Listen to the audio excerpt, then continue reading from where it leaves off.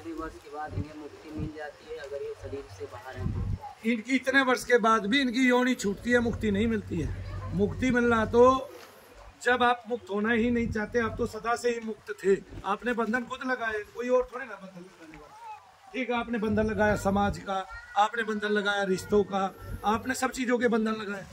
आपने बंधन लगाया मोह का, ये मेरे बच्चे है, ये है, वो है, या जो भी आता है वो कहता है मेरा बच्चा है। मैंने तो आज तक देखा नहीं किसी ने कहा हो जी ये भगवान का बच्चा है, क्योंकि भगवान का बच्चा कभी बीमार नहीं होता, कष्ट नहीं होते उसको, किसी ने नहीं कहा। सबके अपने मोह के बंधन लगे हुए हैं। तो जो बंधन है वही हमें योनियों में, इन योनियों में धकेलता है। और हमारी तब योनि बदलती है। जैसे अब प्रेत योनि आ गई, प्रेत योनि से देव योनि तो आने से रही एक साथ, तब कौन सी योनि आएगी, तब कोई एक नई योनि मिल जाएगी। या हम पितृलोक में चले जाएंगे, वहां से फिर नीचे आएंगे। चक्र चलता रहेगा। चक्र जब तक चलता रहेगा, जब तक हम बंधन लगाए रखेंगे। जहाँ हमने बंधन खत्म किए जीते जी मानव शरीर में रह के, उसी को मोक्ष बोलते हैं, उसी को मुक्ति बोलते हैं। और एक ही बंधन लगा लिया, ईश्वर का बंधन लगा लिया।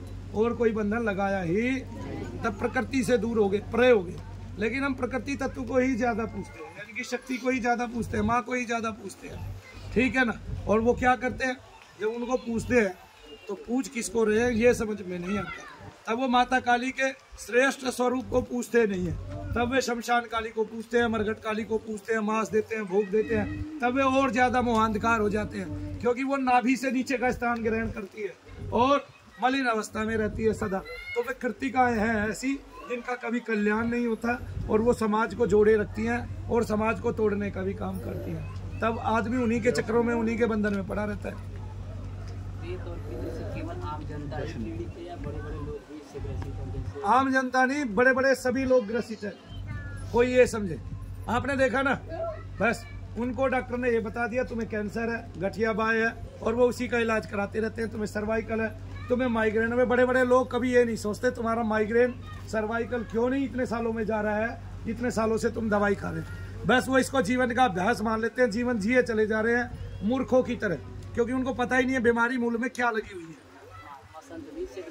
महात्मा संत भी इससे ग्रसित है, क्योंकि जो महात्मा संत इससे ग्रसित है वे महात्मा और संत है ही नहीं। आए ना समझ में, वे केवल चोला डाले हुए हैं।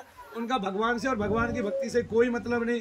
वो उसको पैसे कमाने का, ऐश्वर्य का, और क्या कहते हैं अपने मन की करने का साधन मानते हैं। बहुत सारे लोग तो गृहस्थी के बंधन से आजाद हो जाते हैं, बच्चे पैदा करते हैं 2-3, पत्नी के साथ कुछ दिन रहते हैं, फिर वो उनको सुहावना लगता नहीं, फिर वो एकांत में बात करने के लिए लोगों से चले जाते हैं। वहाँ बैठ के पूरा दिन कोई ना कोई चर्चा करते रहते हैं।